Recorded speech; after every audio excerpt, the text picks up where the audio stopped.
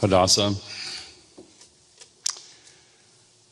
to Joe's children, Hani, Matt, Rebecca, Ethan, to his sisters, Rietta and Ellen, to all of the grandchildren, Prime Minister Netanyahu, my fellow former Vice President Mike Pence, Mrs. Pence, to all my former colleagues in the Senate and the House, Leader McConnell and Elaine Chao especially, and to all of the distinguished guests. I'm here for one reason only: to honor Joe Lieberman and to bear witness to his remarkably faith-filled life, that it was so rich in kindness and decency, principle, and great achievements for his nation. We can say of Joe the very best we can say of any man. His was a life of constant consequence for his family, his friends, his nation. I knew Joe long before I had the honor of asking him to run alongside me in the election for president and vice president 24 years ago. I knew him when he was Attorney General of Connecticut. And then, of course, we became colleagues and allies and very, very close friends in the Senate. We shared views on many issues: the climate crisis, women's rights, gay and lesbian rights, human rights. So many causes that we fought together. We also were allies when we were sometimes in the small minority in our own political party. Back when he was a Democrat, we were some of the only ones that voted in favor of President George H.W. Bush's military action in Iraq. We were in the minority in our own party on some nuclear weapons issues, and we became very close. He had friends in both parties, as all of you know, and there are people from both parties here and will speak today. There's been talk recently of Venn diagrams in our country. I think the thinnest overlay of a Venn diagram between Democrats and Republicans is right there where Joe Lieberman is. He wrote about how I became a Shabbos Goy for him. And when the Senate would run overtime on Friday evenings and the Sabbath would begin, I often offered to take him over to an apartment my parents had in the Methodist building. Here's a Southern Baptist taking an observant Jew to the Methodist building and turning the lights on and then turning the lights off when I left and so forth. And anyway, we became extremely close. And then during that campaign of 2000, we became kin, really. Our families became kin too, Hadassah. We laughed together, and we fought like hell together, and we prayed together. We thought for a season we had won together.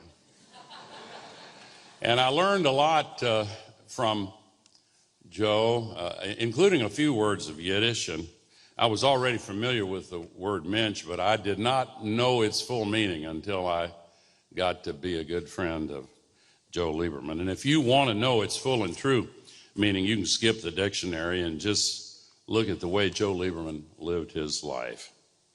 He put friendship over anger. He practiced reconciliation as a form of grace. I believe we can all learn from Joe's life some critical lessons about how we might heal the rancor in our nation today. I speak from personal experience because after that 2000 race, Joe and I developed some very deep disagreements on policy and political matters, and no matter how hard I tried or how hard Joe tried, we could not convince the other of the merit of our respective positions. And those of you who've had arguments with Joe know exactly what I'm talking about. It's not an accident that he would often break out into song, usually his favorite song, Frank Sinatra's My Way. How many people have heard him sing My Way? I know, and yes, all right, that was a frequent occurrence on the campaign trail. And I've thought about those days a lot because in spite of our disagreements in those days, we both knew deep down that the strong foundation of our friendship and the values that we shared in common were so much stronger than what was driving us apart in those years. I've found myself thinking about Joe frequently over the last 3 months since he passed and since the service in Stanberry, Connecticut. And what stands out above everything else in my memories of Joe is the way that his Jewish faith was so foundational to the purpose with which he lived his life. I spent some time trying to capture that in my own words and did some research since the service in Connecticut. And ultimately, I found that he, not surprisingly, said it better than I possibly could. So if you will allow me, I would like to share with you some of Joe's words about the connection between his faith and his purpose.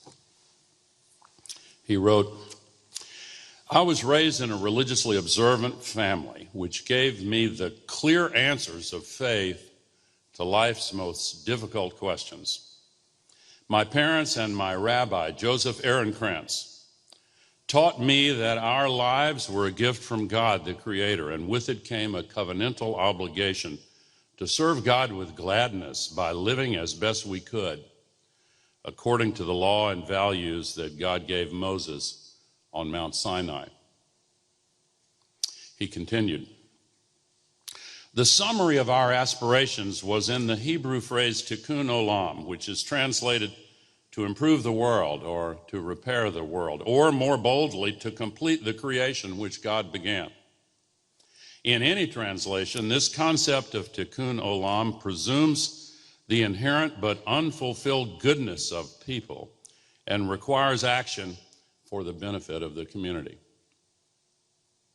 Now, I want to note that he was not naive in believing that his faith would automatically clear away all obstacles and lead to the success of any endeavor. He went on, speaking of Tikkun Olam, he said, "It accepts our imperfections and concludes that we as individuals and as a society are constantly in the process of improving and becoming complete. Each of us has the opportunity and responsibility to advance that process both within ourselves and in the wider world around us." He quoted Rabbi Tarfon in the Talmud, who said, "The day is short and there is so much work to be done. You are not required to complete the work yourself, but you cannot withdraw from it either." And he concluded, "These beliefs were a powerful force in my upbringing and seem even more profound and true to me today." Even as a college student, he started the work of Tikkun Olam by going to the Deep South in a time of danger for those pushing for civil rights and voting rights there. He took this philosophy to heart on an issue that we worked on together, addressing the global climate crisis. He talked about how extreme events were becoming a more regular and now daily occurrence. He once said, "Today we can see with our own eyes what global warming is doing. And in that context, it becomes truly irresponsible, if not immoral, to not do something." By the way, yesterday was the hottest day in recorded history. It broke the record of one day earlier. Today may break it again. What to do? Joe argued, and I quote, "Global warming is not a conqueror to kneel before, but a challenge to rise to, a challenge we must rise to."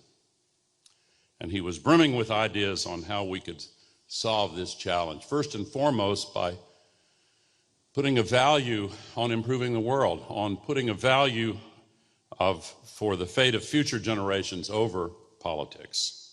Just 2 years ago, Joe wrote of the urgent need for bipartisanship on the climate crisis. And for those of you gathered here who admired his commitment to the highest values and morals, listen, please.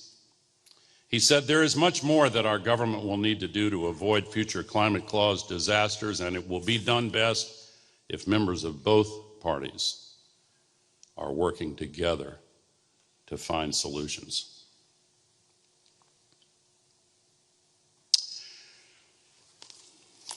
Here in America, we continue to grapple with the vitriol and fear that have threatened to drive us apart. Around the world, democracy is under threat. Humanity itself faces an existential crisis of our own making if we continue to use the sky as an open sewer. These parallel crises beg the question, can the world be repaired? Can we muster the courage to reject the rancor that threatens to define this current moment? I believe we can. I believe the concept of Tikkun Olam that was central to the life and work of Joe Lieberman can be found in all of the morally based movements that have characterized humanity's progress. In all those movements, advocates at times felt despair.